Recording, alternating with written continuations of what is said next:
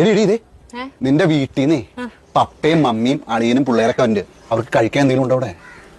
ചേട്ടായുടെ വീട്ടിൽ നിന്ന് ആരെങ്കിലും വന്നു കഴിഞ്ഞാൽ അത് ഉണ്ടാക്കുക ഇത് ഉണ്ടാക്കുന്ന പറഞ്ഞാൽ എനിക്ക് പണി തരും. ഇന്ന് ചേട്ടായിക്ക് നല്ലൊരു പണി കൊടുത്തിട്ടേ കാര്യമുള്ളൂ.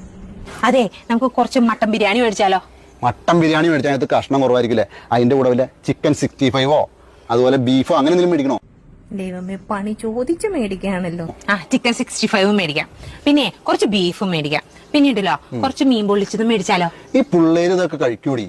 പിള്ളേര് ബിരിയാണി ഇതൊന്നും കഴിക്കില്ല. നമുക്ക് പിള്ളേർക്ക് ചിക്കൻ നൂഡിൽസ് മേടിക്കാം. ചിക്കൻ നൂഡിൽസ് മേടിക്കാം. പിന്നെ പിള്ളേർക്ക് ഐസ്ക്രീം ഭയങ്കര ഇഷ്ടമായിരിക്കില്ല, അത് മേടിക്കണ്ടേ?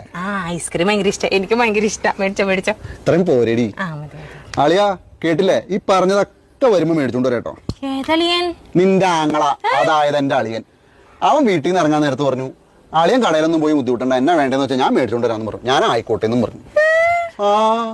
ഇനി എന്തെങ്കിലും വേണോ? വേണമെങ്കിൽ ഇപ്പൊ വിളിച്ചു പറയാം.